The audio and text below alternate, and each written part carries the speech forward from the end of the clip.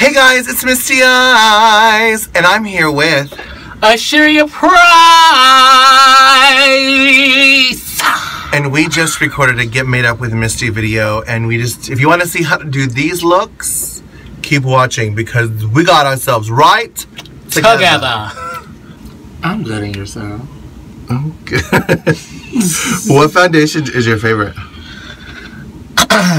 Well, I like Black Opal. That's Walgreens, right? Walgreens or the hair store or something. No, not Walgreens. It's Walmart. Now they have it in Walmart. Walgreens is very Black Radiance and Iman and stuff like that. That really doesn't work, but they advertise it for Black people for some strange reason. Black people want to look white. But I use the Black Opal because it's the strongest foundation that I've found for people of color. It holds very well. It doesn't crack. Like a cakey. Yeah, it's very cakey. And we need that because of the texture of our skin. African American skin is a lot of times very oily, and we have a tendency to sweat a lot. So the makeup is thick and it holds and it absorbs, I would say, really well. Can't use liquid foundation, it's too thin. Don't be scared, my cat might come in and say hi. Oh no, that's fine. And what kind of foundation do you use? Right now I'm stuck on Krylon. Okay, I have Krylon as well. I'm stuck on that. For a while I used GBS foundation, but I started to get really dry. 11W by any chance? I'm 4W, I think. Okay. Yeah, 4. Yeah, you're a lot darker than me. We should switch. Today's you can contour. Today's Get Made Up with Misty. We are swapping foundations. That would be a cackle. That'll be the next one. I remember one time Maldeva Ishtar borrowed my foundation. And were the results what she expected? I think so. Back then it was Suntone by Max Factor. That's what I was using back then. And I'm like, girl, this isn't your color. She's like, it doesn't matter the color. I'm going to put on powder. I was like, oh. Okay. And it came out, I guess, the way she wanted it to. But haven't someone else told me that a while ago? They were like, girl, you can base with anything. As long as you have the right powder. I was like, oh, you know what? That was her theory. Well, David did the same gig. Now, I see that you apply your makeup. You start out the way that I used to by doing the foundation first. Oh, you don't do that? I don't do it anymore. What do you do now? Because, speaking about the oily skin and the sweating and stuff like that, I do the face last after I do my eye makeup. TP does it that way, too. Yes. I mean, the first time I saw TP paint, I was like, girl, what the fuck is she doing? Yeah. Is she not going to wear foundation today? Because she doesn't wear hair, so I'm like, okay, well. Yeah, so that'll be perfect. The kids will see a different way to paint. And that's why I'm getting all types of girls. I want to get trannies, drag queens. I even asked a girlfriend of mine who's a trans girl, but not a showgirl. I think that she will show a completely different way to paint, but also our conversation will be much different than a typical showgirl conversation. Correct. Because you know how girls talk about showgirl things and trans girls talk about trans girl things. So, I guess the first topic that I'll bring up since you said trans girls. Okay. How do you feel about the sign for the restrooms? In which bathroom? For the new sign that they have, it's like a half guy, and then it's got like a dress on one side. For a trans accepted bathroom? Correct, yeah. I think that's fine. I'm perfectly fine with that. I would love it. But do you think the sign depicts the trans community well? Like a guy, like it's a man on one side with the dress on the other. I don't think it should have been that way. I don't know how to do it otherwise, but I think that it would be he or she or any combination of the both is what they were trying to say. Okay. Like you could be a man transitioning into a woman, you could be a woman transitioning man, or you could just be genderqueer and embodying both genders. Correct. So I think there's a lot of gender neutral and gender queer people that don't fit into any category. And that bathroom sign would be them. You know, and I think a lot of times people get too sensitive and they get too caught up like, well, they're excluding me. They're excluding me. I'm like, well, they're not excluding anybody. They're trying to include everybody. New York Grilled Cheese has one like that. Now, where did you see the sign at? I saw the sign online because last week a North Carolina judge approved it for the restrooms in the state of North Carolina. I guess they passed the bill there that will recognize the transgender, the LGBTQ questioning, I interested, or however. Yeah.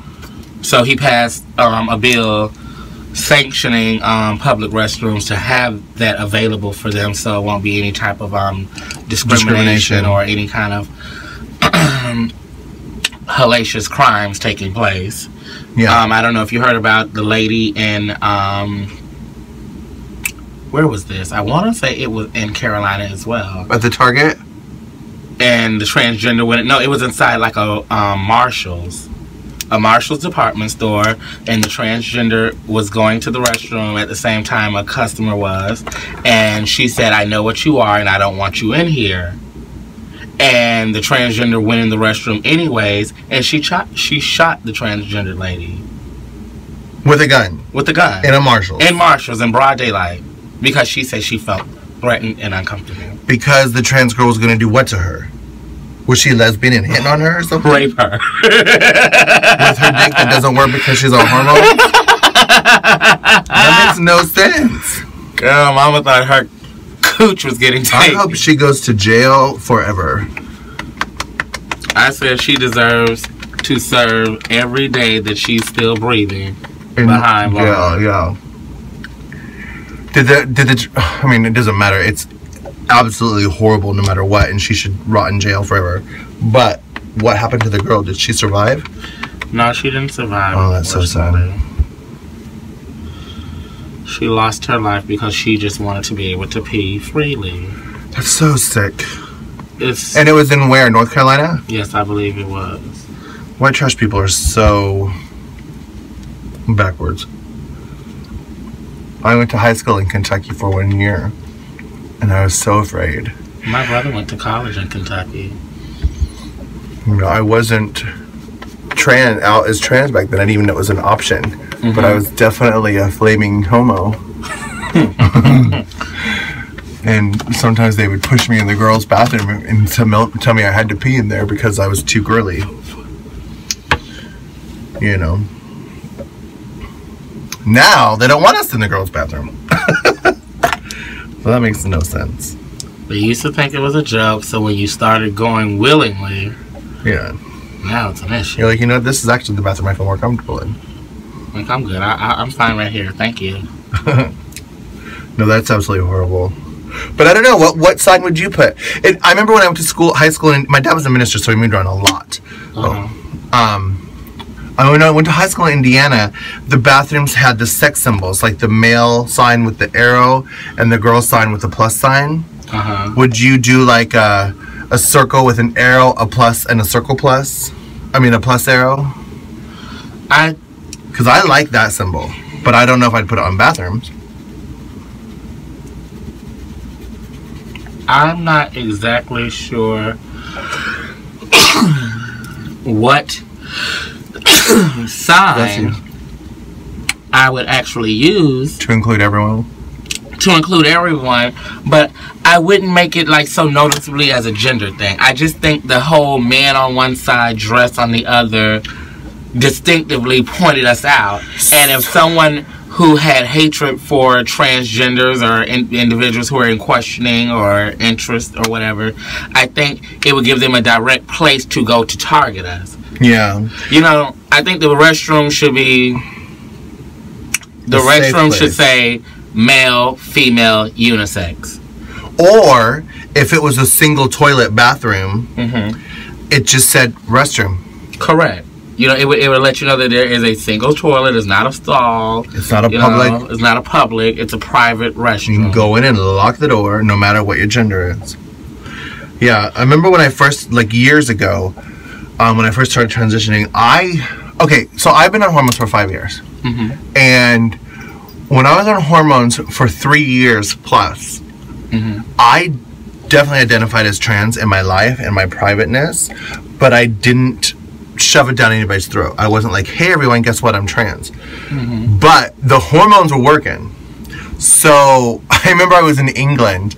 I went for Justin and Mark's wedding in England, and I was in the bathroom, in the men's bathroom. It was a big public bathroom, and I'm in the bathroom, and I'm finished using the toilet, and I'm washing my hands. And I just got back from Alaska visiting my family, so I had no fingernails, I had no bra, pair of jeans and a t-shirt, and a guy walks in and goes, oh, I am so sorry, and he turns around and walks out. And I'm like, it didn't even click to me that my hormones are fucking working, and he thought I was a woman. So then he turned around and looked at the door, comes back in, looks at the door, and he goes, I'll wait outside. He thought I was a woman. Who had mistakenly went in the wrong restroom. Right, and he was waiting outside the men's room for me to leave. And then I came to the table, and I thought it was the funniest thing ever, but it didn't click to me, Mama, you've been on hormones for 3 years, your pills are working. Like, and so my friends at the table were like, girl, he thought you were a woman. And I was like, oh my God. He thought I was a woman. Now, the fact that he thought you were a woman, do you think if he would have clocked you, the respect level would have been different? The respect level definitely would have been different if he realized what the kiki was. He would have been like, oh. I don't know if he would have been a bully. And of course, English people are probably different than Americans. But I definitely think the respect level would have been completely different. Like, he was like, oh, ma'am, I'm sorry, I'll wait outside. He would have been like, I don't know what he would have done. But I think he would have reacted differently.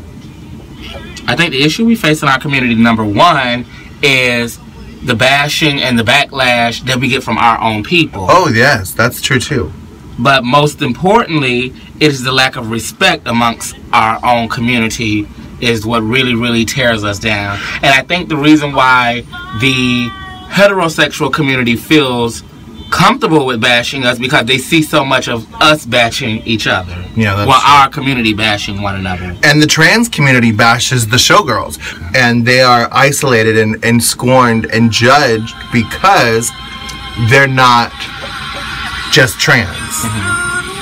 But if we came together as a gay community, as a trans community, all the LGBT communities, the world would be a different place. Definitely. I feel as though when it comes to the segregation of those who are trans and those who are just merely considered drag queens, I think the trans girls feel a sense of inferiorness. They feel like we are inferior to them because they feel as though what they have done was not only a financial investment, but they feel as though it was a life-changing experience. And some of them look at drag queens like, oh, you girls just get up and make up and do shows for tips, but, you know, we actually went through, you know, life-changing surgeries and augmentations to be the individual who we are. You girls just put on an illusion, go home and wash it off, and is, you know, is nothing. Sometimes there's nothing said. I think they feel a little left out because sometimes the entertainers do get a little bit more fame or recognition. Recognition, I would say. Yeah. You know, because who's really going up for a trainee that's sitting in the house waiting for her phone to ring? Yeah. Versus a girl who's performing and entertaining and turning the shows, and individuals are coming out to see it and celebrate it. I think that was the word I was looking for. I think they feel some type of way because drag is more celebrated than simply transsexuality. Right. But the trans girls that are showgirls, they don't have any shortcuts. We still have to pay $33,000 for our face. We still have to pay the $6,000 for our boobs. We still have to pay thousands of dollars for our hair, or hair transplants, or laser hair removal, or silicone, or hormones. There's no shortcut just because you're on stage versus at home waiting for your phone to ring. There's no difference. I don't see the difference. Actually, I see, to be honest, I think that the trans girls have it a lot more easier because if you see, they're fighting for healthcare rights for transgenders. They're fighting for work equality rights for transgenders. Right. Gay guys and gay men and women are still getting looked over in employment because of them simply being out, versus they're making it laws and stipulations where you have to respect someone's, you know, right to transition. You have to respect that, and you have to give them equal opportunity for health care, equal opportunity for employment, housing opportunities, and this, that, and the third. I don't see anyone fighting for housing because I'm gay. We still have to go in the leasing office and show proof of employment and all this, that, and the third. They're getting transgenders housing and all kind of other stuff across the board. And at the end of the day, they look down at their nose at drag queens as if we are not the tea. Yeah. The struggle is real for both sides of the coin. All lives matter. Drag, trans, straight, hetero, homo, cross-dressers, working girls, showgirls. Yeah.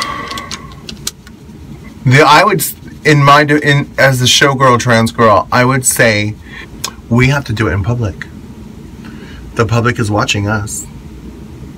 So when we do our transition or I think every trans girl goes through an ugly duckling phase, no matter who you are. There's going to be a time when you're trying to pass and you just don't. And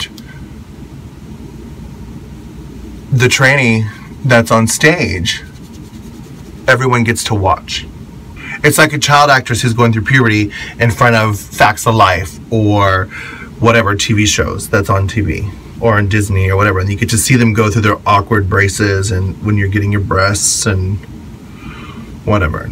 You know, I feel like most trans girls do go through an ugly duckling phase, and I feel as though, like I said earlier, they just don't feel like the drag girls go through that. They look at it like, oh girl, you girls put on all this makeup and parade around on stage and people just go up. Well, we have to basically build ourselves into visions of perfection. And we get scrutinized by not just the straight people that we try to attract, but also from the gays that are watching our shows. Honey, they're like, oh, they're not just clocking your shoes and your bag, they're clocking your silicone and your everything. Oh, her tits aren't right, or whatever. Girl, they be like, oh, girl, one is up, one is down. Or, girl, look at her nose. Or, girl, look at her teeth. One is coming, one is going. So, I don't know. I think that transitioning is the hardest thing I've ever done in my entire life. I think that it is difficult for everyone. Nobody has it easy. Nobody. And it's sad that they think that. And I don't think you should be bitter if someone has it easy. If I came across a girl who was a drag queen and she was fishier than me or softer than me or prettier than me, I don't hate. Yeah. I congratulate. I encourage the girls to, bitch, go above and beyond what they see on the regular. You know, or what they have been introduced to or made to feel like that's where it ends. No. Beauty is interpreted in so many different standards and so many different ways. And I encourage everyone to just be themselves, just like the art form of female impersonation. I guess that could be our next topic. Understanding and identifying the different, how can I say, the different styles of what people consider to be drag. Not every girl is going to be, you know, an Alexis Gabrielle Sherrington. Shouts out to Alexis Gabrielle Sherrington, the newly crowned Miss EOI. And Florida won the Mr. Rolly. Shouts out to Rolly Villaverde, a former Mr. West Palm Beach newcomer who's the newly crowned Mr. Entertainer of the Year. So with that being said, identifying the different variations of female impersonation or what is considered to be drag. I don't think everyone understands that it's different styles, tastes, and levels of drag. And every girl isn't meant to be every type of drag. Every type of drag. Every individual is not meant to be a glamour girl. Every individual is not meant to wear rhinestone and beaded gowns and elaborate over-the-top hairdos or headpieces. I think that in our community it's so much segregation because it's a misunderstanding. Right. I think that if individuals who came out into the industry took the time to understand that each and everything that you do and present on stage will not be accepted, liked, or received well by every individual in the community, that they would be much more better off. Erica Narell is a very famous entertainer here in South Florida. Mm-hmm. But if every single girl looked like Erica Narell, that would be a very, very boring show. Rubber Child is a girl down here in South Florida who's an amazing artistic, I wouldn't really call her club kid, but she's alternative. Mm-hmm. And if every girl looked like her, it would be a very boring show. If every girl looked like Toilette Rouge, it would be a boring show.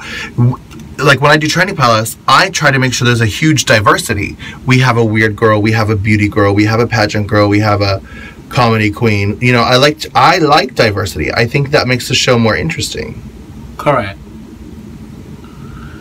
I myself, I can think back and date back to a time where I was starting in the art form of female impersonation, and I ran across an individual that intrigued me, but she was different than what I had already been exposed to, my initial exposure into the world of female impersonation. When I came across T.P. Lords, I was intrigued by her unique style, her unique way of painting, and it was just many different things about her. And I had not yet traveled outside of South Florida to know that this style that she does was being interpreted and, you know, reproduced in other cities and other areas. I thought she was the only one who did it.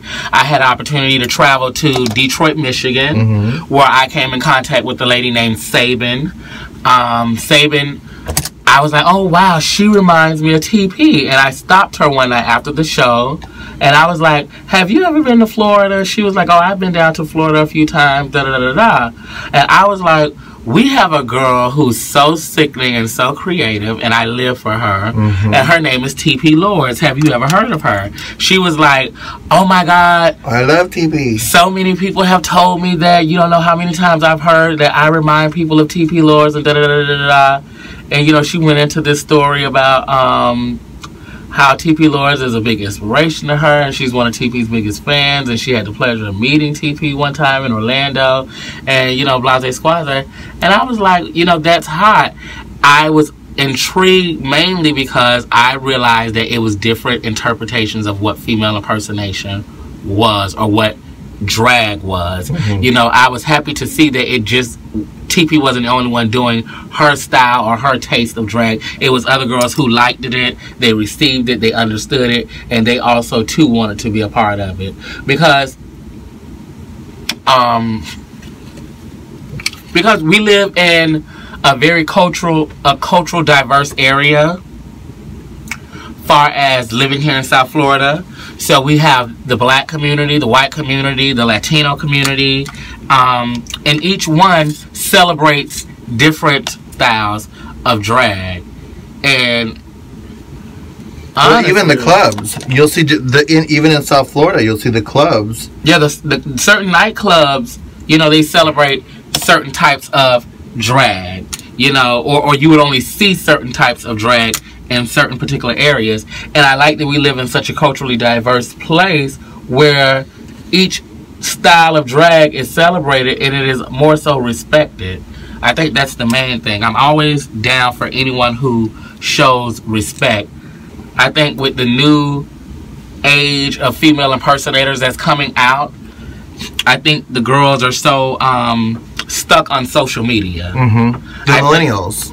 I think they're so intrigued by being able to do what we're doing now, being, you know, YouTube channels, going live on Facebook, mm-hmm. and things of that nature. I think they feel a sense of celebrity. Mm-hmm. And I feel as though the new generation of girls feel as though they don't have to work as hard as many of the elder girls in the industry, because they didn't have social media back then. They wasn't able to just simply turn on a camera, make a short video or snap a picture and be able to become recognized for what they're doing, right? Or have such a large following or fan base for what they're doing. And I think they're missing or not grasping the idea of hard work, right? And there's no shots to anyone and no blows to anyone. I'm just speaking my mind. Now, speaking of hard work, what do you think about the new drag race girls who have been doing drag for 2 months or 3 months, and, you know, Far as RuPaul's Drag Race, I haven't really put a lot of focus on the show ever since certain seasons where I clearly did not agree with some individuals who won. But I respect every choice that America, Rude, the production team, and all of them have made. No, we don't get to work together very often. Where do you usually work? Well, unfortunately, I don't do a lot of work in the South Florida area as much as I would like. I work at our house, which is down in Wynwood. We only do that every first Where's Sunday. Wynwood? Wynwood in Miami. Oh, okay. It's like the artsy district or whatever. Is it like downtown Miami? Yes, it's close to downtown. Yes, the Art Deco area. I work in Wynwood at our house. Shots out to them. Mm-hmm. We do our drag brunch every first Sunday of the month. I work there. I perform at a local bar called Cloud 9. I perform at Cloud 9. And yes, in Dania. I perform there regularly from time to time, I would say. And anywhere else that I get a booking, I perform up in Palm Beach at Club Tyreek sometimes. I've performed at, I've actually performed at In Cahoots in Jacksonville a couple of times. I performed in Tampa. Normally when I get like out-of-state gigs, you know, to do people for pageants, I always try to find whatever local club is hot and, you know, access their room. You know, I try to get a booking here and there and just do my thing. But as far as actually having a home bar, I don't have one, though I would like to one day. I think, when I think of you, I think you're more of a pageant girl. Like, I think some girls do shows and some girls do pageants. You do both, but I think you're more of the pageant girl when I think of you. And it's funny that you say that because I was just having this talk with another girl about where we started and the visions that we had for our careers and ourselves. And surprisingly, you would be very surprised that I never wanted to be a pageant girl. No? No. I wanted to be a showgirl. I envisioned, I'm not going to say dreamed, I envisioned myself being a showcast girl, doing like the opening production numbers and, you know, working at a bar and we rotate the shows and stuff like that. I envisioned all of that. I really thought that was how I would turn out to be. Unfortunately, here in South Florida, we don't have a lot of establishments that cater to cast girls. And the few establishments that we do have, the girls who are on cast have longevity with those establishments. So they've been there for quite some time, like yourself. You've been doing your show, Training Palace, 11 years. And a lot of the girls that you started out with, some of them have drifted off, but a few of them still remain. Yep. So do you find it hard to, like, when you lose a girl or a girl decides that it's no longer for her, like, do you find it hard to replace? Of course. I lost a girl recently, and in my mind, the girl I was going to replace her with was very controversial and was getting in a lot of, I wouldn't say fights, but she wasn't there was no cohesion between her and the current cast members. So I changed my mind, and instead of making another cast member, I said, you know what, I'm going to have regular guests. And so now once a week I have a girl come from out of town and I bring them. But yes, it's one of the hardest things that as a show director, when a girl's like, when Becky moved to New York or Diamond moved to Boston or whatever, then I'm like, oh fuck, I got to replace them. How am I going to replace them? Who am I going to replace them with? And I have to think, you know, what does the audience want? What does the bar want? What do the other girls going to be able to cohere? Because we can't have a total diva bitch who makes everyone else in the show feel uncomfortable, because then nobody will want to be there. Correct. And I have 5 cast members and I have 5 guests. And if guests don't want to come because this other bitch is causing a scene or making other people feel uncomfortable, I have to make the executive decision to let that girl know it's time to go. And I've had to do that many times, and I don't like doing that, but I've had to. But yes, it's hard to find a cast member that, and it's also hard to find a cast member that's able to do a different look or a different song or adjust to every scene, every theme every week, because we do different things. Yeah, like, because my themes are made to stretch the entertainer, make them grow, make them expand, but also challenge them at the same time. And some girls have a hard time rising to that. I don't know, it's hard. But right now I'm doing, instead of getting a new cast member, I'm doing special guests, which I like. I can bring in you, I can bring in lots of people. You know, I'm looking into Orlando girls and Jacksonville girls too. Like, anybody that's willing to come to South Florida for a booking, I will book. Well, that's what's up. Yeah. But tonight we're getting ready for Drag Aside Mondays at Village Pub, where she won last week. And, bitch, if it was a pageant, you nailed question and answer. Oh, thank you. That question, you were the first one to do it, and you were like, bam, you sat everyone else down. In my pageantry career, question and answer has become my fondest category, because I could think of is, you know how some people come from childhoods where it was like a strict household and you wasn't allowed to have an opinion about something, or you wasn't allowed. I come from a house. Your opinion doesn't matter. I came from a child. I grew up. With the mindset. I grew up in a household where I was made to feel like what I had to say held weight, and I had an opinion. So it made me easier to communicate with people as I grew up. Like most of my teachers always say, you know, he's very talkative, and he's, you know, he just talks so well. Like, he just says what's on his mind, and it flows so well. Right. That's because I grew up in a household where my grandmother wanted to hear what you thought. Yeah. She always asked me, "What do you think?" And she was very big on communication. My grandmother was very pushy when it came to, you know, your insight on things.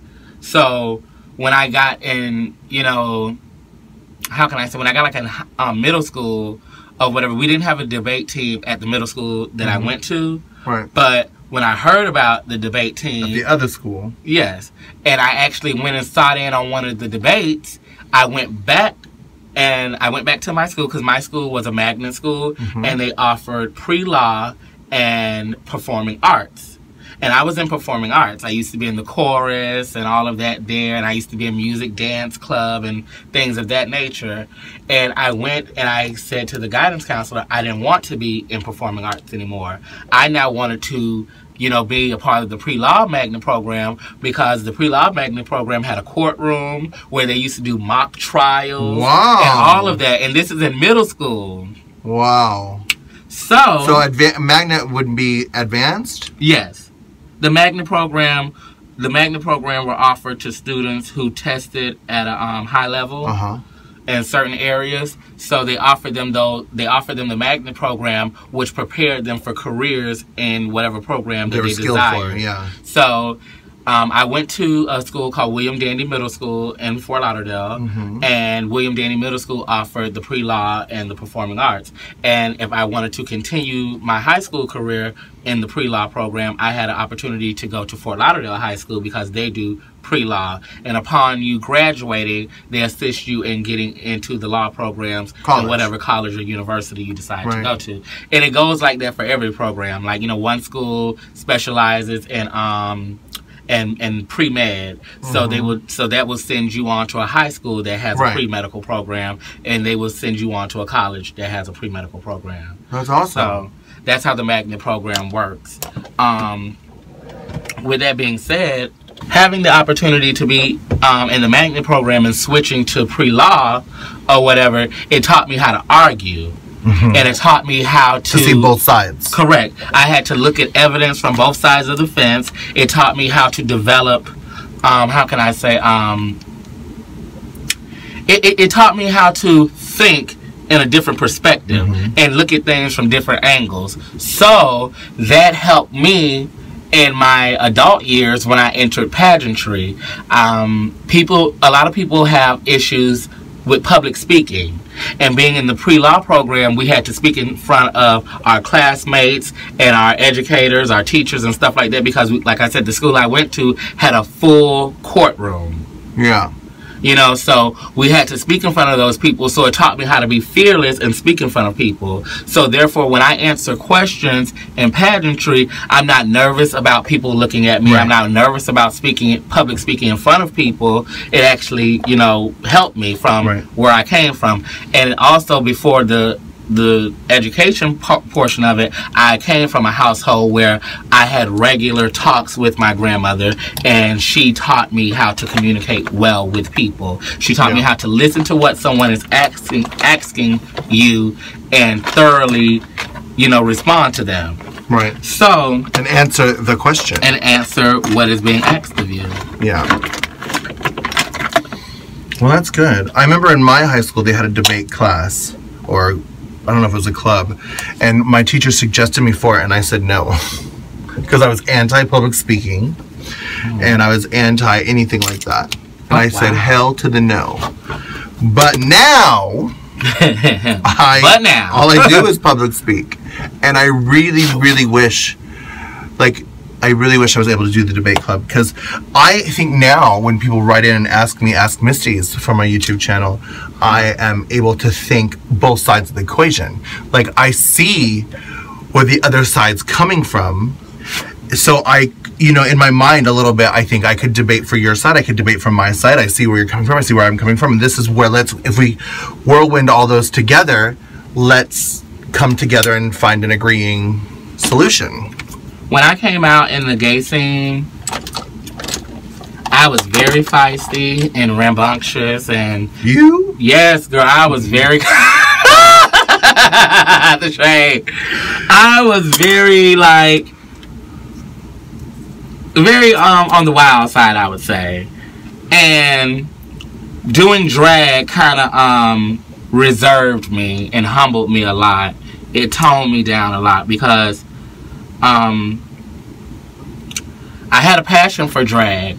I didn't really realize it yet, but I had a real true passion for it. You're artistic. And having a passion for it made me feel like, well, if this is something that I have a passion for, and this is something that I want to do, I have to change my everyday ways. I can no longer be confrontational. The Antonio who would show up at clubs and be ready to fight and attack people and things of that nature. I had to be Asheeria, who was someone who can be a polished and versatile individual who could also be a representative for whatever pageant that I decided to go out and compete for. Because your name is now on that system. Yeah, I didn't know. I'm not gonna say I didn't know. I didn't understand the concept of branding, and I didn't understand the concept of marketing. And as I met certain people in the industry who I live for, and wonder why they wasn't at a certain level yet, or why they wasn't respected a certain way, or why haven't they gained certain levels of fame in this art form, and found out that it was because of their attitude and their actions, it made me want to change my ways. Because there's a lot of talented girls who never, you know, were able to make it to certain levels because they were held back because of the type of individual that they were, you know. And I found that so sad. I was like, people really, you know, would, you know, rig pageants or pull it or shows or whatever just because they didn't want to see you as the winner, because they knew the type of carrying on you were into. Right. And then, therefore, they end up with a bitter taste in their mouth about the art form. Yeah. Or they don't want a winner who is going to cause a scene or cause fights or whatever in their club. And then, yeah. Because I've been to pageants with girls that I looked up to and were coaching me and guiding me along the way. We'd be at a pageant just watching. And a girl that did not win, who thought she should have won, would flip a table and throw the trophies and break things. And then she'd be like, Misty, don't ever be like that, because that girl will never win. Correct. And I was like, well, why? What if? And she's like, no, because they won't allow her to win because nobody wants that person to be representing them or their system or their bar or their title or their anything. So you shipping up really, I think, helped. Yeah, I think it helped me a lot as well. I think what I really had to do was, and a lot of people don't admit certain things. A lot of people try to go around and act like they're just perfect or they've always been perfect. Honey, when I came out, I did not mind slapping me a bitch through a wall. I did not mind jumping on somebody. I've never been scary, and that's just how it was. And the surprising part was, I was never that girl in school to end up in a lot of fights. I never was in a lot of drama. So it was like, girl, how did you just become this person? How did you just become this person who, like, battles and carry on and all that other stuff? And I realized what it was years later. What? I was letting the community influence me. I was letting the surroundings of this gay lifestyle, and I'm not saying that the gay community influences all gays to do bad things, but if you don't pay attention, and the saying is true, you are the company you keep. Mm-hmm. If you don't pay attention to the type of individuals that you keep in your presence, their energy will jump on you, and the spirits that linger within them will follow you, and it'll have you acting out and doing things that you wouldn't normally do. Yeah, I firmly believe that. I choose personally not to hang around certain people outside of work situations because I don't want them to influence my life. Drama follows certain people. It does. And I don't want to be associated with that. I thank God that I'm able to say I'm 28 years old and I've never done a drug a day before in my life. I have never, ever had the thought or even considered doing any kind of drug. It just never was me, and it's never been me. And I don't bash those who turn up or do whatever it is that they like to do, because to each his own. But I had to realize that the people that I was associating myself with, or I can even admit it, the people who I was trying to be like or wanted to be cool with or wanted to be down with were doing things that wasn't me, and it was causing me to act out and do things that was not like me. It wasn't the person who I was raised to be. So I found myself at an early age. I went to jail. I was locked up. I sat in jail for 3.5 months. Lost my job and everything. I had graduated from high school, got a job working for T-Mobile. Never mind, you went to an advanced school. Correct. And now you're in jail for 3 months. Graduated in the top 10% of my class. Wow. So to turn around and end up like in jail, just sitting there for 3.5 months, losing my job and everything like that. When I got out of there, I was like, you know what? I can't do the things that I was just doing that got me in here. And the whole time, the surprising thing was the entire time that I was locked up in jail, all I could think about was getting out and doing drag. Because at that point, I hadn't been doing drag seriously. Right. I had got in, did a show, did maybe like 2 or 3 shows, and that was Hey, there's a benefit coming up. I need your help, blah, blah, blah. No, I hadn't even done a pageant yet. Oh. But when I got out, I was like, you know what? I want to be like girls who I look up to. I want to be like. I remember the first club I went to see a drag show was Jay's Bar. I got out of jail and I said I want to be April Chanel, because April Chanel is to me the epitome of professionalism. Yeah. I want to be the Sheena Devine, because Sheena Devine is gorgeous, like breathtaking. I wanted to be Kennedy Davenport because she's entertaining. I wanted to be Tiana Love because she was all of them and she was larger than life. She's a big girl and I was bigger at the time, so I identified with her the most. I wanted to be like legendary, like the Erica Norells and the Electras and the TP Lords, and even you, meeting you and seeing that you were a show host and you had a show that had longevity within the community. I wanted to be all of that, so I knew I had to make a change and a decision in my life I had to set myself up for success. I had to put myself in a predicament, in situations where I can advance from everything that I learned from. I can advance from everything that I had been through, and I can grow and reach the goals that I set out for myself. So, when it became for pageantry, it took me a while to get my niche in pageants. Girl, I done did a lot of pageants and lost them. And well, everyone does. And girl, I was at a point of being discouraged. Then Nokia, who's like kind of a mentor to me. Yeah. That's my aunt. You know, she's been Vanessa. The infamous Vanessa. Good morning. She had been very influential in my growth. My growth. You know, she taught me a lot. She taught me how to be self-sufficient and self-reliant and things of that nature. Do your own hair, do your own makeup. Correct. Yeah. And she just pushed me. She would always read me, but it was out of love. Like, she would read and then like cackle about it, but she would always tell me. Okay, I thought it was yours. She always would tell me, I'm not reading you to hurt you. I'm reading you to make you better and to make you stronger. So I think I did like a closet ball. Like, I did my last closet ball, and I want to say, was it? I think Portia Chambers had did me for the pageant or whatever, and I was done. Like, girl, I was like, bitch, hot.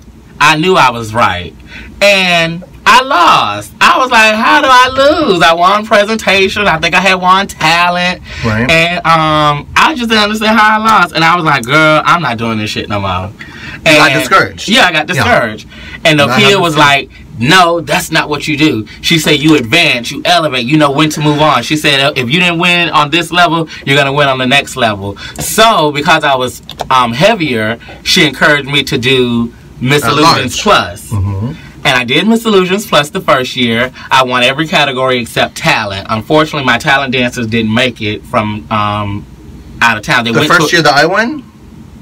I was the first year. No, I didn't do it the first year. I did it. I did it because I ran twice. So I'm saying the first year. The first year you did it. Correct. Okay. I think Tiana Love was giving it up. You had already won. I won first year. Tiana won second year, and then the third year. So, when Tiana was giving it up, I was like, okay, I'm gonna do the pageant. You know, Nokia spoke highly of it, so I was like, I'll do it.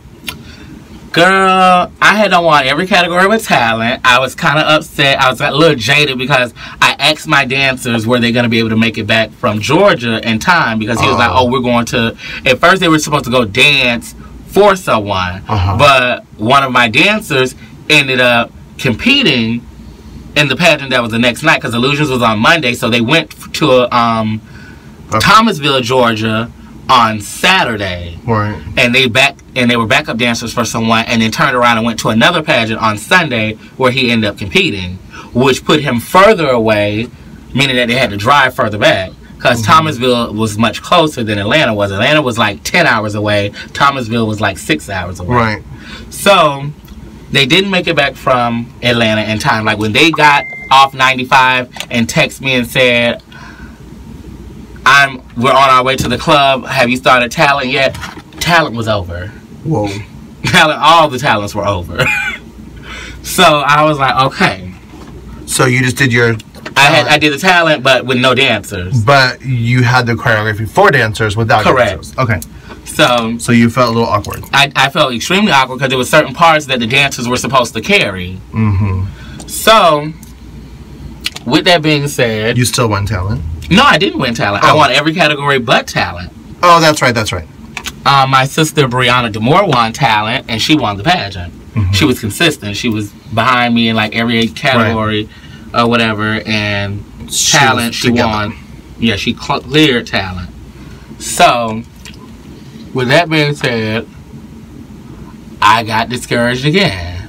And the kid was like, girl, just chill. So, I went and attended an out-of-town pageant. I think it was the Miss Duval pageant or something like that. Right. And when I was in the bathroom, I looked down on the floor because there was something stuck to my shoe, and it was a flyer for a pageant. The pageant was called Miss North Tri-County Newcomer. I went to Nokia.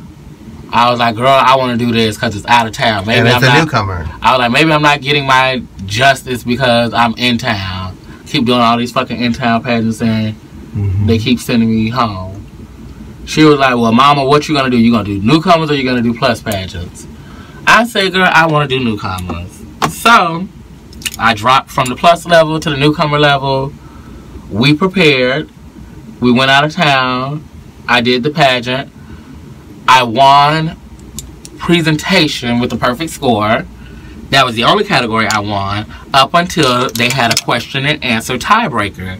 Now in Closet Ball they don't have Q&A, so no one really knew that I could, you know, speak or talk or whatever.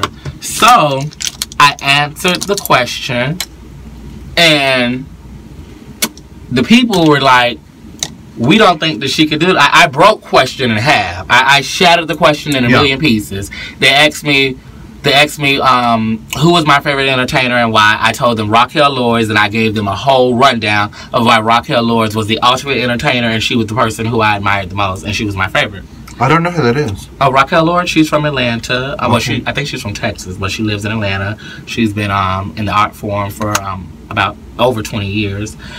She's a former Miss Gay US of A, former Miss Entertainer of the Year. She works on the Stars of the Century on Monday nights in Atlanta. Huh. She's really popular. She's very sickening. So she's got a new fan. Oh. If you like her, I like her. Perfect. So, after that, Nokia was like, because Nokia dressed me. I take Nokia everywhere I go. So Nokia was like, bitch, you burned question. You broke the building in a million pieces. They better not pull it. Do you know, we're waiting, thinking that they're finna call us out so they can announce who the winner was. These bitches had the nerve to say, bitch, it was another tie. And Nokia was like, she couldn't have possibly tied with Asheeria in question and answer because, bitch, she didn't answer her question. So they asked us a second Q&A tiebreaker. And when they asked us the question was... I want to make sure I said it right. The question was, who are you? Simple. Who are you? That'll be tonight's question. Wait, do you think that's a good question for Village Pub? Yeah. Okay, who are you? I asked them, I told them. Remind me. I said, let me introduce you to who I am. I said, I am Antonio Desir, who created the illusion of Asheeria Pryce. I'm Antonio Desir, who goes to work each and every day to make sure that the illusion of Asheeria Pryce is well polished and put together, so that way when I present her on stage, she's at her very best. So, who am I? I'm actually two individuals standing before you. I'm the reflection of the hard work that Antonio has put in, and I'm presenting it in the illusion of Asheeria Pryce. And they were like, oh, wow. And then I went on to say, I am also someone who is ready for the position as Miss North Tri-County Newcomer. And when I say ready, I say allow me the opportunity to spell it out to you all. I say R is because I respect this art form and what it stands for. I said E is for being entertaining on and off stage. A is for being artistic in everything that I do. D is for being determined to succeed in this business. And last but not least, Y is for appreciating each and every one of you all who have gathered here this evening in support of this craft. And bitch, they were like, girl, that's it. Shut down. Shut down. Girl, I had to answer the question, bitch. It wasn't even a good 5 minutes later. They were like, the scores are tallied. Come on out. We bent the corner. They said winning Q&A tiebreaker and presentation only with a perfect score. Your winner is Asheeria Pryce. I was like, thank you. Finally.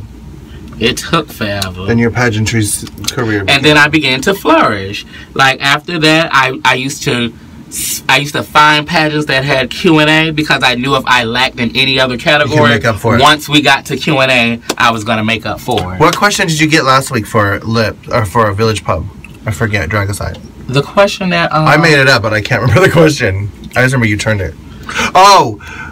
What makes you angry and what makes you happy? What makes you angriest and what makes you your happiest? Correct. And I actually don't even remember what I said, but I think I said something along the lines of respecting the art form, if I'm not mistaken. Was it? I think you might have said performing makes you happy. Yeah, I said entertaining. And disrespect makes you mad. I said, I said entertaining is what makes me the happiest. But when people disrespect the entertainers, is what makes me the angriest, because this is something that is really hard to do. This is something that is not easy, and there's a lot of hard work, time, money, and energy invested into it. And I just find it so disrespectful when people, you know, they pay it. When the girls come on stage to perform, they turn their backs, or they talk and they chitter-chatter during the shows, or they walk through. And, you know, that stuff is very disrespectful, and it will make someone extremely upset. Yeah.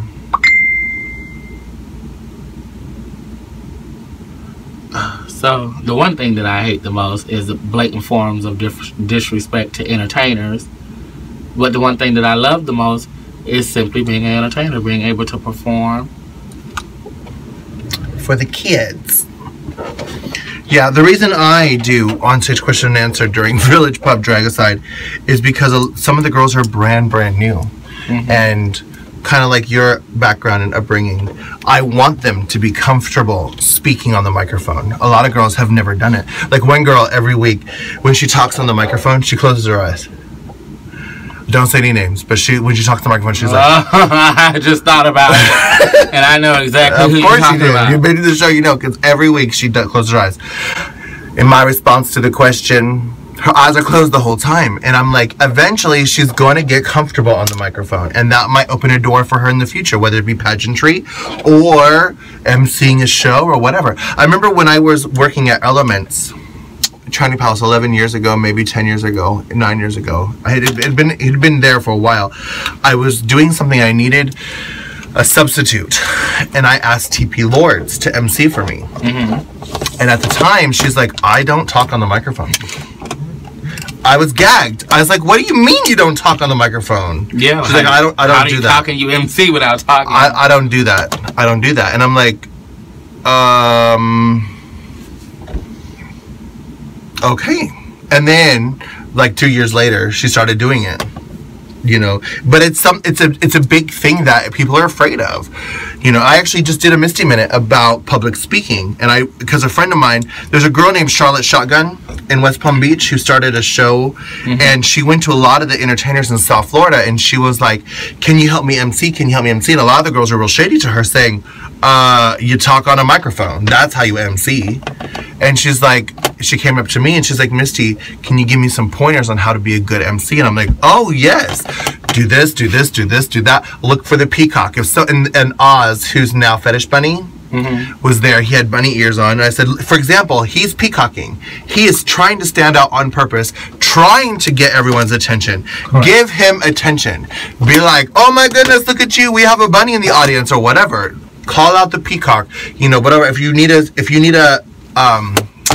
If the girl's not ready, or if you need to stall, if the DJ is not ready to do something, all you have to do is be like, all right, who's drinking tonight? Make some noise, whatever, get the audience involved. And he's like, oh my God, Misty, you are so nice. You gave me so many suggestions. And then I got home, I started thinking about it, and I was like, I probably got more. So I did a half an hour Misty Minute on my YouTube channel about how to be a good public speaker. You know, because it's something that people are terrified to do, but it's something you gotta do. I think it's very imperative to any female impersonator who aspires to go beyond just performing on stage, who wants to expand her career in the art form. I think it's very imperative that they learn to speak, you know, in front of audiences. You know, that they just learn to just be comfortable and relax. You know, you can always be the illusion or the character in which you created on stage, but you know, you have to be able to get your message across. You have to be able to more so interact with your fans. You know, what happens when you have a fan that approaches you and they hit you with something that places you in a predicament where you have to engage in in-depth conversation. Right. And if you're not social, or you don't know how to hold or carry a conversation, that can possibly change their outlook on you. Because as an entertainer, sometimes we are looked at as celebrities. A lot of people, you look at different entertainers for different reasons, and you know, they may want to talk to you and get some advice or just have a general conversation, and that conversation could possibly save that person's life, or who knows what. Yeah. And if you don't know how to talk to them, they're gonna walk away feeling like, okay, I didn't accomplish what I set out to do, which was talk to this person and help them or hear them or anything. That's one thing that caught me off guard is people do look at us as celebrities. And I remember when I first started drag, people were like, oh, I need a celebrity at my birthday party. Can you come to my birthday party? Please, please, please. I'm like, I'm not a celebrity. They're like, no, please come to my birthday. I need a celebrity. And I'm like, I'm not a celebrity, but I'll come to your party. It's... Well, you've been in the business for quite some time. Yeah. So can you tell me about your first experience with, I want to say, negativity? And like, what was your first major, like something that really stood out for you? Well, I get negativity all the time. I mean, I think that as many fans as you have at least half of people that just don't like you and are evil. Mm-hmm. You'll never please everyone. You'll never say something that everyone likes. And there's just going to be people. I think a lot of it comes from jealousy. Mm-hmm. A lot of jealous people are going to read. And a lot of jealous people are going to just be evil. I can't think of my first. I don't think I can think of my first experience. Or just like an experience of negativity that really stood out for you. Something that really, like, you left your gig and went home and was like, bitch, I really feel some type of way like this. Well, more times than I can count or care to remember, there has been a situation that has affected me. And I was like, you know what? Really tried me. Yeah, some of it comes from the audience. Some of it comes from coworkers. Like for example, Lips. I love working at Lips, and I love every girl that works at Lips. But there are some girls at Lips who think that they're better than everyone else at Lips, and therefore they need the entire dressing room, or they need the entire counter, they need the entire under the counter, and they make me feel a certain type of way sometimes. But I have to live my life. I have to live my life worrying about the way I feel about myself. I can't worry about what other people think. I remember when I was real little, my dad was a minister, so we were real poor.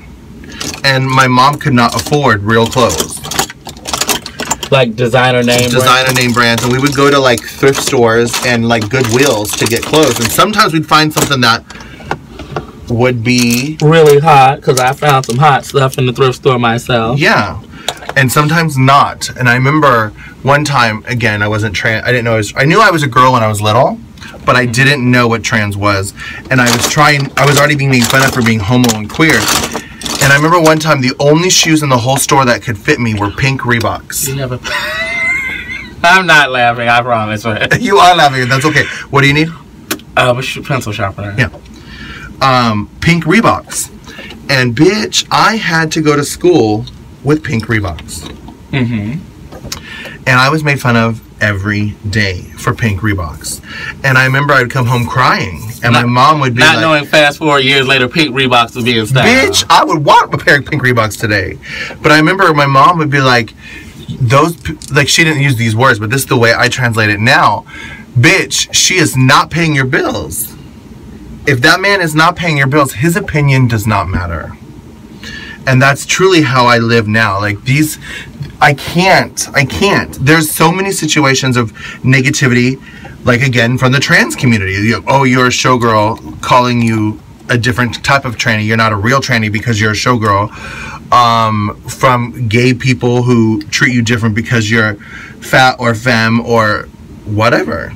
There's so much negativity, girl. Like, I'm honestly telling you, you have 6,000 people that love you. You have at least 3,000 people that cannot stand you or are jealous of you. Or, like, I remember I used to hang out with this girl, and I remember we were hanging out. I'm not going to say her name, but she's a tranny now. And I remember we were new and starting off together, and we were close. And I remember we saw Daisy Dead Petals in a magazine for a booking. And she got so mad and she threw that newspaper across the room. And she was like, why does Daisy Dead Petals get everything? Girl, she wasn't even trying to get bookings nowhere. Like, why are you so mad about Daisy's success? Why are you pressed? Like, Daisy's life doesn't affect you. You didn't apply for that job, and she did not steal that job from you. Like, why are you so upset about this? And then I realized then that other people are very jealous of other people. And, you know, jealousy rules the world. Like, they carry around a bucket of hate. Yeah, for no damn reason. Ready to just dash it on any positive situation.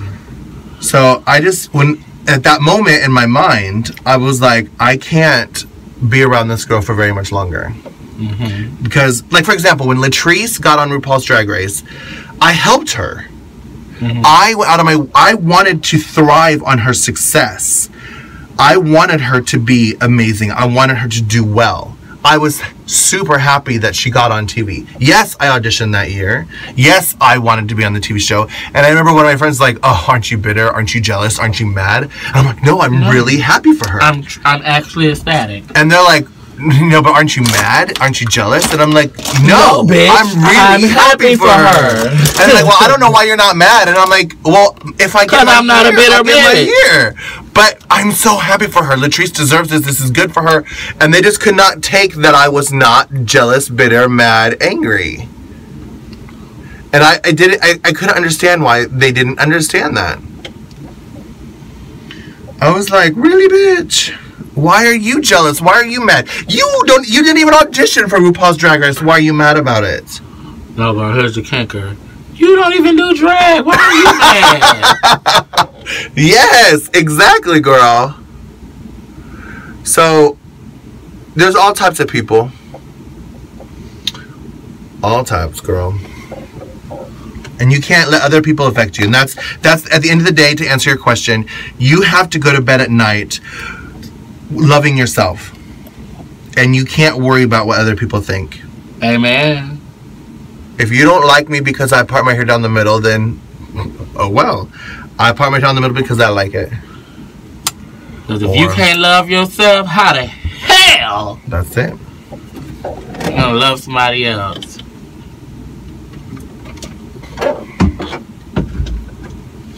Girl, I'm just getting all kinds of creative because you're so busy talking, you're not painting. I'm like, well, I'm going to stay in the same timeline as you, so I just keep adding more shit to my face. Because I have time. I like it, actually. I'm sitting here just taking my time and feeding off your creativity. Well, you are the special guest this week. So you don't have to be there any specific time. The lineup does not affect you. You just show up and perform. Wonderful. I'm actually quite excited.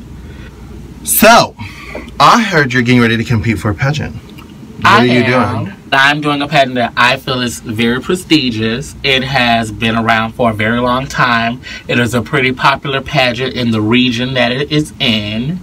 I competed for the pageant before, so that should be some hints to those of you who follow me. I received first runner-up the last time that I competed. I won interview and talent, both with perfect scores, as well as presentation. So, since I got first runner-up, I think I'm going to go back and claim what's rightfully mine. That's it. Well, this will post after your pageant, so let me just say good luck now. Oh, thank you. Well, let's move on to another topic. Something that's not, I guess you could say, well, I mean, it affects everyone, but it's something diverted away from pageantry or shows or drag itself. What's your opinion or outlook on the current presidential election? It's an election year. Yeah. Are you asking me who I'm voting for or what? You can disclose and let us know what political party you support. Or well, I was raised Republican, like I mentioned earlier, and most of my fans already know. I was raised by this son, daughter / child of a minister, and I was raised in the church. So obviously I was very, very Republican growing up. But soon after I came out of the closet as a homosexual, that is when I quickly switched to being a Democrat, because I started to see that, you know, Republicans don't care about gay rights. Republicans don't care about transgender rights. Republicans don't care about anything unless it affects them. I remember I saw once, I think it was it Nancy Reagan? I saw a GIF once with, I think it was Nancy Reagan, and it said Nancy Reagan didn't care about gay people until her daughter was lesbian. Nancy Reagan didn't care about such and such until she had it. Nancy Reagan didn't care about this. Republicans don't care unless it affects them. And I think the Democratic Party in general cares about everyone. I mean, we as trans women can change our gender marker thanks to Hillary Clinton before she even became a president. I'm speaking name and claim it. She helped make that possible. Trans women now can change their ID to say female because of Hillary Clinton. She's not a trans person. She's not affected by trans people. She doesn't have a trans daughter. Like, Chelsea's not trying to be Chris. Yeah, she's not Cher. So I mean, but in general, the Democratic Party cares about everybody. Correct. And so I'm definitely Democratic. I think I actually did a video after the Pulse Orlando situation, and by the way, have you ever worked at Pulse? Yes. Oh. Yes, I have. I was very, very affected because I've been there many times, and I know all the girls that were working there that night. And the week before was Gay Days. Yes, I was there. Yeah, so I mean, it could have been us. It could have been me, and my family was calling me and messaging me, and they're like, are you okay? My husband, who's a heterosexual, his mother called and was like, I know Dakota, my legal name, Dakota works in places like that. Are you guys okay? Is she okay? Yeah. Is she okay? Because, you know, whatever. Are you guys all right? And the world became, our families became very sensitive and enduring, and that was amazing. But I did a post-Orlando vlog talking about, yes, I'm okay. Yes, I'm affected by this situation. Yes, it's sad. Yes, it's disgusting. And I'm really pissed because I think after Donald Trump, who was running for president now, after he okay, growing up in the church, as Christians, we are taught you lead by example. If you want to have a strong ministry, you have to lead by example. You want others to follow your example. Mm-hmm. And as a person running for our government, for our presidential election, people are following his example. And he leads by the example that it's okay to hate out loud. It's okay to make fun of people that are different. It's okay to call people Mexican and whatever. I don't really listen to everything he says, but I know that he hates out loud and he thinks it's okay to do that. And I think that is very wrong. And I'm not saying that Donald Trump is the reason Orlando Pulse blew up, but by him living out loud with his hatred and his judgment and his narrow-mindedness, other people think it's okay for them to yell and live out loud with their hatred and their narrow-mindedness. And I think that that has set a boulder rolling down this mountain, and I think that it trickled down into that situation. And I said that in my video. I'm very anti-Donald Trump. I'm very pro-Hillary Clinton. And I think I watched the I didn't watch all of it, but I watched the Democratic Convention and I watched the Republican Convention. And to be honest, I think a lot of the things Donald Trump said, hello, have we heard of Hitler? I mean, wow. It's very scary. And I don't know if you were there the week at Village Pub for Dragicide. I asked the question. I said, as a public role model, I said all drag queens and showgirls are looked up to as role models and public figures. As a role model and a public figure, do you think that it is your obligation to let your voice be heard, or do you think that you need to keep your opinion to yourself as a public person? Mm-hmm. And that's the reason why I asked that question, because I've been very vocal about my opinions of Hillary versus Donald Trump. Do I think Hillary is the perfect candidate? No. But do I think that she is a million gazillion times better than Donald Trump? Yes. Okay. Well, tell me about your opinions. Okay, well, my opinions on our current presidential election. Forgive me if I Can't really formulate my words properly. I've been getting a little tongue-tied lately. My opinions on our current presidential election. I am a Democrat, and I will be supporting the Democratic Party. I have actually taken into consideration what both political parties are standing for, what they're trying to fight for, and on the Republican side, there may be one or two things that I can actually say I take interest in. But on the Democratic side, there's so many more things that appeal to people that are like myself. So issues that you might care about. Issues that affect me and others like me. Yeah. And it's not just being black, or it's not just being gay or anything of that nature. It's just being an American citizen in the society that I'm in, and the economic issues that I am plagued with, that we all are, plagued with or whatever. I identify better with the Democratic Party. I felt like they stood for and represented the things that are affecting the American people as a whole. Right. Now, do I feel as though each candidate is 100% accurate with what they share with the American public? I do not. I feel as though a lot of times, and it's been done for years and years, people say what they feel as though the people want to hear. And I myself get fed up with it. And I'm not going to say that I feel as though Hillary Clinton is a perfect candidate. I'm not going to say she's a perfect candidate, but I will say she is the best individual for the job at hand at this present time. I feel as though Hillary Clinton possesses all the qualities that are necessary for our next leader of the country. I feel as though she looks at the issues that our country is facing with a very, very, very, very, very close magnifying glass. She really gets into the crevices of what is affecting this country, and she also looks at situations, like you said, with an open mind. I feel as though that's what the next leader of our country needs to have, an open mind, and they need to be aware of the many different issues and not just a few of the issues that we are currently facing and dealing with.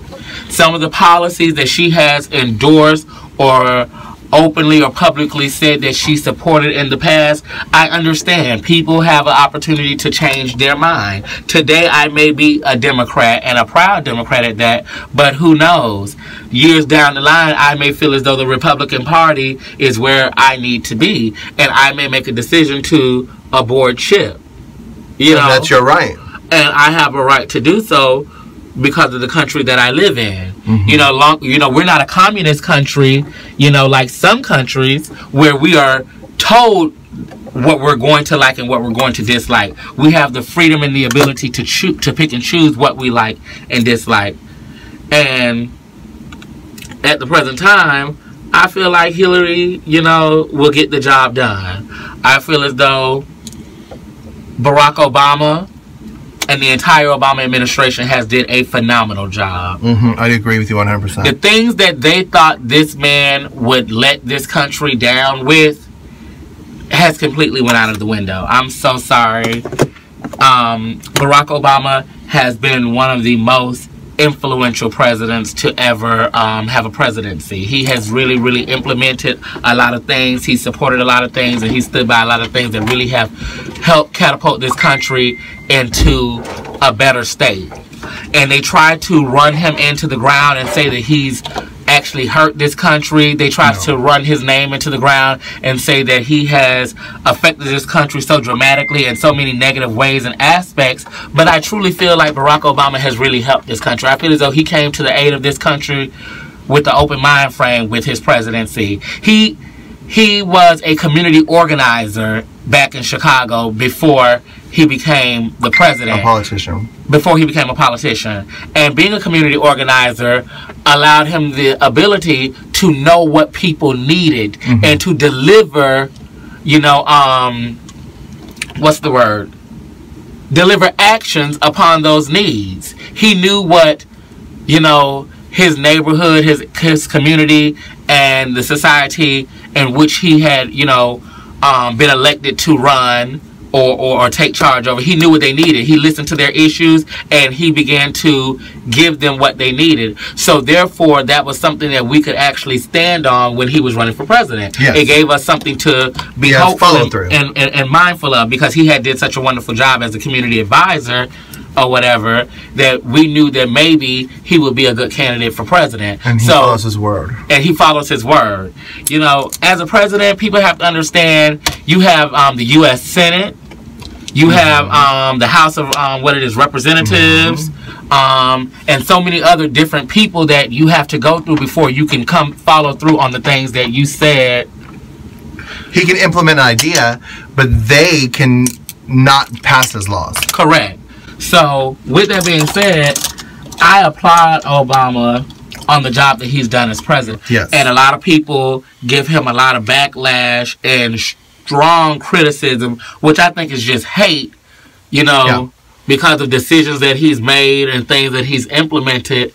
But I want the American people, or at least those who are following and listening right now, and who will be tuning in to watch your show, I want them to understand, when you have people who are in place like the U.S. Senators and the House of Representatives and things of that nature and Capitol Hill and all of that, those are the people who have the final say-so. And things can be in deliberation for a long period of time. He can propose something and it could be on the House floor for however many years it takes to get passed. And right now the House is very Republican. So a lot of his things that he's trying to implement, they're not letting pass on purpose. They're being shot down. So, with that being said, the little bit that he can do and the things that he has done is phenomenal. I totally agree with you. I don't feel as though any president that we would have elected 8 years ago, even if they were Democrat, I think Barack Obama's first person that he went up to with the head with, who was it? And Al Gore. I don't think Al Gore could have done the job the way Obama has done it. Right. And I don't think Joe Biden could have done the job either.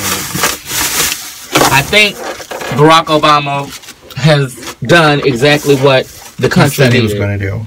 And what he said he was going to do. Yeah. Now, I think Hillary would... Who was running against Hillary for the Democratic? I can't remember his name right now. The older guy. The old guy. God damn, what's that man's name? I think he would be a great running mate for Hillary. I think he should. He should have been... has she selected her running mate? I don't know. I think he's waiting till the last minute because I think he's not... last thing I heard on The View... He said that he was not going to withdraw his... Because I think you can write in on the ballot like Roseanne Barr did. Like, you can write her in or whatever. I think he's not withdrawing his running until the end. But I think that would be very awesome if he was a vice president. And I think the negative thing with people like Roseanne Barr running for, like, independent is the people that are voting for them are Democrats. I'm like, yeah, they're like, we're not gonna vote for the candidate. We're gonna vote for the independent. Yeah, and that's hurting the Democratic vote. Yeah, yeah, that's really, truly, honestly hurting the Democratic Party. So then the Republican has a better advantage because Roseanne Barr got votes, which I think they need to take that shit out. I agree. No shade, independents. Bernie Sanders. Yeah. That's right. But no shade to the independents, but you guys gotta go. Not today, Satan. Not today. Alright, so I do something with all of my Get Made Up with Misties. I have like a gazillion Ask Misty questions. They're real questions from real people. So pick one that speaks to you that you think you can make an educated or have an opinion on or whatever. You got it? Some of them are amazing and some of them are like, what? that's why. Oh, can I ask 2 questions? Okay. Okay, I'm going to ask her 2 questions. But separately, because they have to be posted separately. So let's do one first, and then we'll do another one. Hey guys, it's Misty Eyez and Asheeria Pryce. And we're getting made up with Misty, and I haven't asked Misty for you. We're going to do together. Alright, dear Misty, I feel like I am being forced to have to quit drag. The community here is small, yes, but they don't like or accept me really here when I'm in drag. The people here have forced to make a queen move before, and that is just not me. I've come too far. Pissed off queen. Alright, Asheeria, you picked this question. Go first. Well, to the individual who wrote the question, I need you to understand that in life, each and every person is not going to like you. Each and every person is not going to accept you and what it is that you do, present, or give. And with that being said, sometimes... So, to the person who wrote the question, I feel as though that you have to understand that in life, you're not going to please everyone. What you present and or give, you know, is not going to be accepted by each and every person, especially your own peers, especially the people within our community. Us as a community and the people that's in our community can be so judgmental. And like you said, if their judgment forced another girl to move out of that area, you know, then obviously those people have some pretty strong opinions. But if you are an individual who is like myself, then you know that you should have a strong mind. And when you have a strong mind, you are not easily broken. You shouldn't allow what someone thinks of you and how they feel about you to ever make you want to uproot yourself from a position or a place where you feel comfortable. And always remember, where that opportunity is for you to do drag there, if they're not buying it, there's always another place that you can go. There's always another opportunity. There's always another circle of girls. There's always another bar that you can go to. All you have to do is have a vision, believe, and keep praying and pushing forward. Now, if you feel as though the best way to resolve this issue is moving, then when you decide to relocate, make sure that you find somewhere or go visit and see how the atmosphere is there before you make that decision and moving there. And that's all I have to say, girlfriend. Keep your head up. Keep your head up, alright? Keep your lashes up, girl. Lash up, hips out, tits out, shoulders back. Alright, so my reply after Miss Asheeria, I agreed with everything Miss Asheeria Pryce. Be a goddess, everlasting, entertainer. What do you call yourself? The icon. The icon. Said. But one thing that caught me off guard was you said you feel like you're being forced to quit drag. And then you said they made another queen move, but that is not you. You've come too far. Well, darling, if you have come too far to quit drag, don't quit drag. Don't quit drag because somebody tells you that your type of drag or whatever. I'm curious to know why they are making queens move. Why you feel... I need to know who this drag mafia is that got hoes packing up their wigs and punching it. But I tell them hoes, y'all better go find y'all somebody to play with and leave me alone. This is coming from a Get Made Up with Misty video that Asheeria and I are doing together, and earlier we talked about different bars have different types of drag. There are many types of drag in the world. There are club kid drag queens, there are transgendered goddess drag queens, there are pageantry drag queens, there are polished drag queens, there are drag queens that are famous for being on TV and have no talent drag queens. There are all types of drag queens. And honey, every lid has a pot. There is going to be a bar out there that loves you and worships you. There's going to be a fan following and people out there that love you and worship you. You just have to find your niche, darling. That's it. Now, I had a queen recently that messaged me, was like, she wants to move to America and doesn't know where to live. And I said, honey, you can't just pick a city and be like, oh, they love drag in that city. Every city has a different type of drag. Are you a bearded queen? If you're a bearded queen, you might check Pittsburgh or you might check San Francisco. If you're a transgender goddess queen, then you have a little more options. If you're a boy queen that wants to, you know, excel in the American system. I'm gonna become a bearded queen for that. If you want to be in the American system, maybe then like Oklahoma or, you know, do Pennsylvania. Find out where that niche of drag that you want to specialize. Do you want to be a comedy queen? Do you want to be skag drag or whatever? not every city is going to like every type of drag, and therefore you really are taking two different types of things and messing it together. Not every type of city is going to like every type of drag. And if you don't feel comfortable in your city, then you need to move because you want to, not because somebody's telling you you have to. But I also don't think you should quit. But if you are in a small town, for example, and you are unemployed, that's a good reason to move. When I first moved to Florida, I thought all of Florida was amazing. I made the mistake of moving to Naples, Florida. And yes, I lived there for 2 years. Yeah. There was one little teeny tiny bar. It was called The Galley. And they only imported the trans goddess girls like Danielle Hunter and Erica Norell and Nikki Adams. And all these girls would get not flown in, but drive across Florida for these bookings. And they weren't booking the local girls trying to make it. So I had to move. Not because they wanted me to, but because I wanted to. I wanted to be it was financially better. Advisable. Bitch. But honey, you quit drag because you want to quit drag. You quit because you want to Don't let nobody make you take off your wigs and lashes, honey, unless you want to do it. Hang up that hat when it's time for you. But if you say you've come too far, bitch, I would be pissed off too. Girl, the drag mafia. Who are these people? Comment on this video and let us know, because we is curious. Anyways, that was Misty Eyez and Asheeria Pryce. Loving You Is Easy. Alright, you said you have another one? Mm-hmm. What's the other one? Yeah, that caught my attention.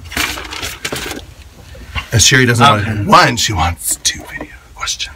Yes, I want to ask Misty 2 questions. So, I'm going to get to my second question. Whoops. Ladies and gentlemen.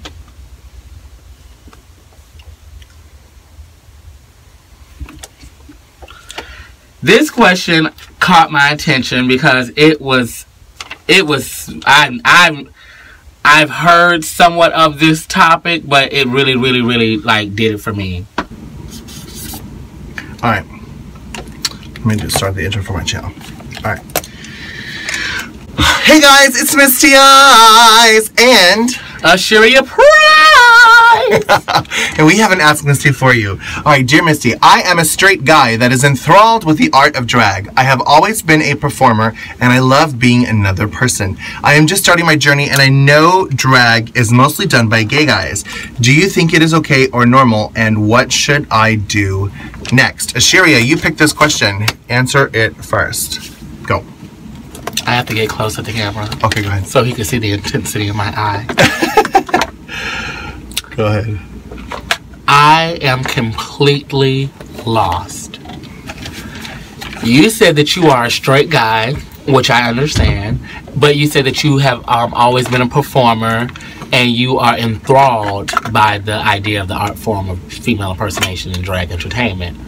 So, you're trying to find out, what do you do next? I'm confused. If you are thrilled by drag and it's something that takes you up and you love entertaining and you love performing, why won't you just simply become a drag queen? But I guess you say, drag is done by gay guys, so you don't want to be referred to as gay, or you don't think the people are going to automatically associate or assume that you're gay because you want to do drag shows. I'm just kind of like puzzled. Just confused. But nevertheless, I encourage you to follow your heart and do exactly what you feel comfortable doing. And I'm sure no matter where you are or where you may go, someone will understand and accept you for you simply being you and expressing how you feel. Yes. I think, again, outside of the box from a lot of people, I think that if you are a straight man and you want to take ballet, I think you should hurry this shit up and get the hell out of my house. That's what I think. Alright, I think outside the box from a lot of other people. Come on.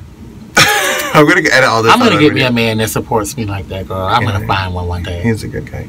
Alright, so I think outside the box. I think that if you're a straight man and you want to take ballet, take ballet. If you're a straight guy and you want to be a baker, be a baker. If you're a straight guy and you want to be a hairdresser, be a hairdresser. If you're a straight guy that wants to do drag, there's going to be a lot of people...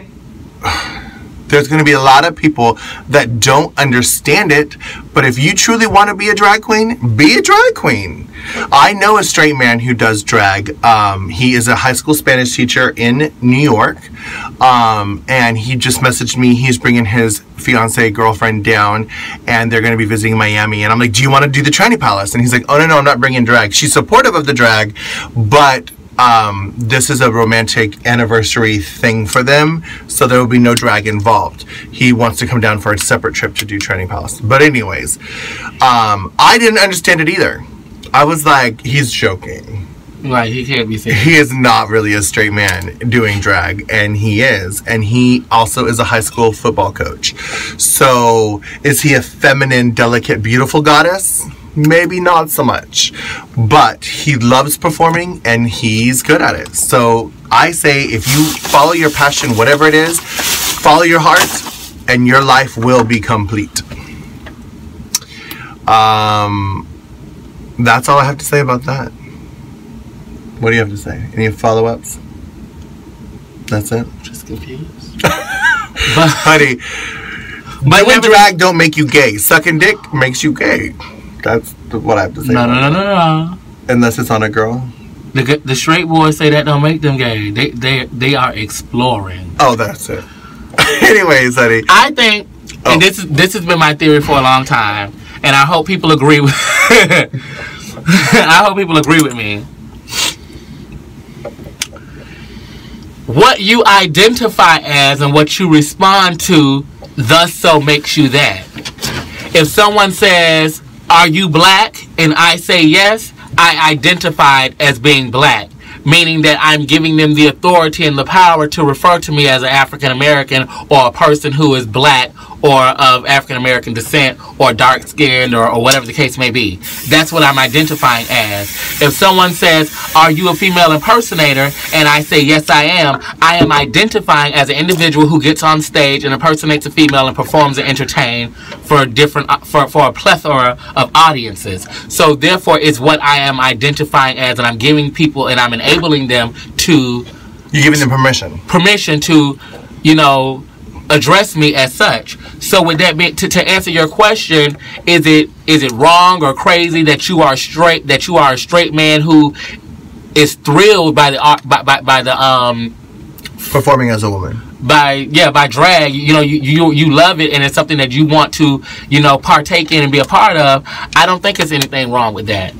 I really don't. I mean, I know straight men who are hairdressers. I know straight men who are makeup artists. I know straight men who drive school buses. I know straight men who are bakers. I know straight men who are nurses. All these things that society has looked at as a woman's job or feminine, there are many straight men in this world that are doing it, and I don't think that you would be wrong for wanting to be straight and partake in the art form in which we love and we accept, and I applaud you for wanting to participate and be straight. Maybe that can bridge some kind of gap between the heterosexual and the homosexual community. But I will say, be careful.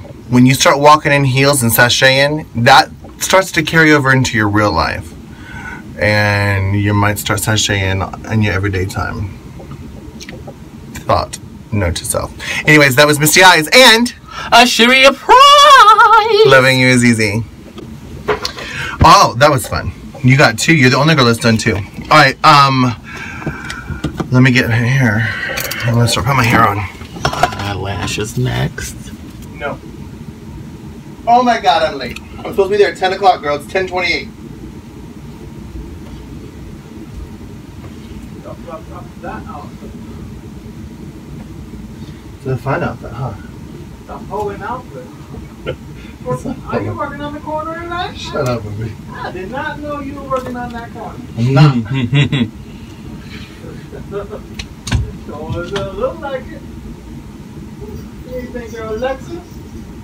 Oh my God.